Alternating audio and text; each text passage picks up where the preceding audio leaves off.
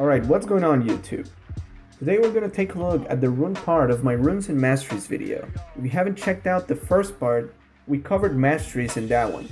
So if you want to learn more about how Masteries affect ADCs and what Masteries to take as an ADC, check the link in the description or click the thumbnail in the video right now. Let's get going.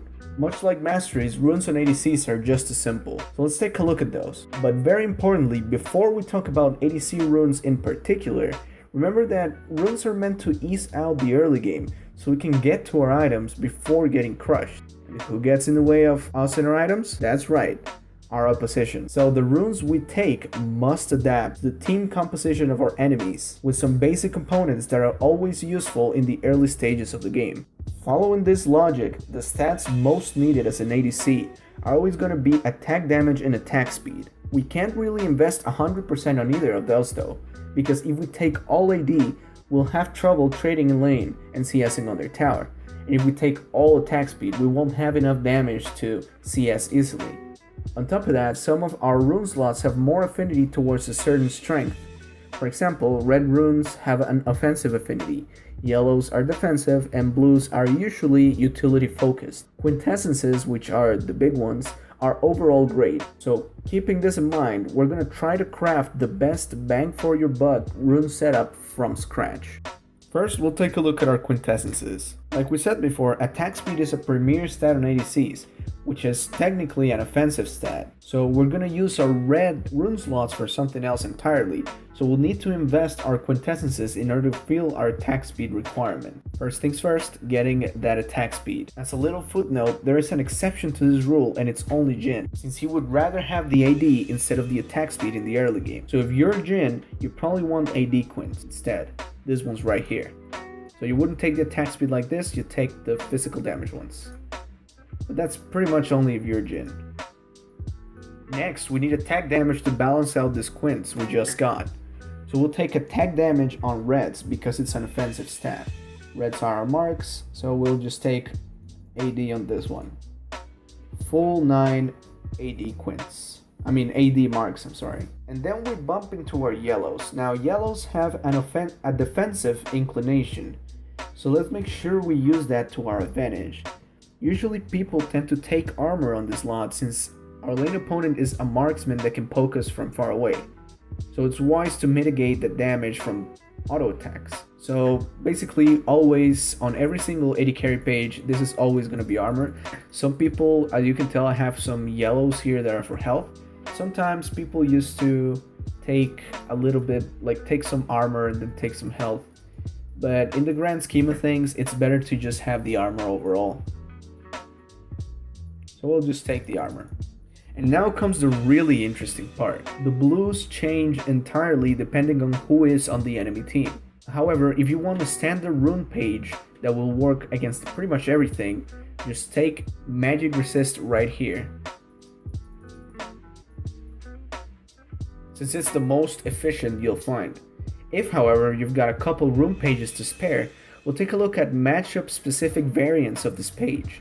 For instance, this one you should use against heavy poke supports like Sona, Zyra, or Karma, because you'll make great use of the early game magic resist. But if you're against someone like Braum, Alistar, Thresh, the magic resist is not as useful. Sure, they all deal magic damage, but in order to do so, they need to CC you, and it's not sustained damage unlike a poke support. In this kind of matchups, we can get a little greedy with our blues and invest into more attack speed. So we'd basically swap this out for attack speed instead, leaving us at 19% attack speed instead of 14%. On the other hand, if the enemy team has a lot of late game magic damage or magic damage coming from other lanes, we can't be this greedy. For example, if the enemy top laner is a Vladimir, their jungler is Gragas, and their mid is Victor, it's smart to take magic resist regardless of our lane matchup. Since we need that MR after the lane is over, we can optimize into magic resist per level instead of flat magic resist. So we make the most out of our runes when we need to. So we change this out for magic resistant level 18, and as you can tell, basically it's exactly the same page with the difference in what you take as your blues.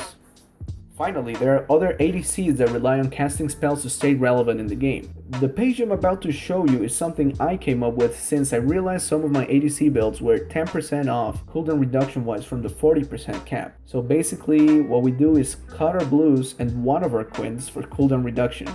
Guys like Ezreal, Lucian, and Misfortune can take this page easily without getting hurt too much in the early game. They have kits designed to either buff their attack speed, reset the auto attacks, or cheap spammable spells in order to farm properly. This tweak is great in the mid game because all of these 3 champs will hit 40% CDR with only your core items.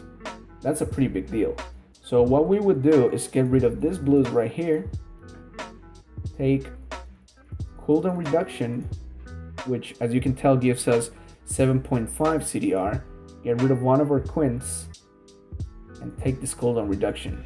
That gives us exactly 10% CDR from our runes. This current page is good in a meta which you can farm out your lane pretty easily.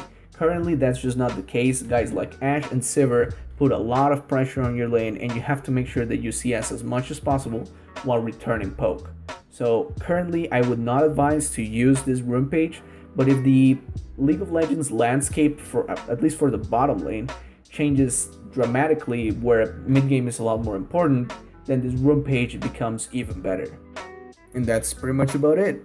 Thankfully ADC is not very rune intensive, so just by having the first page I showed you, the magic resist on the blues, you should be more than set to play without any problem. But did I miss anything?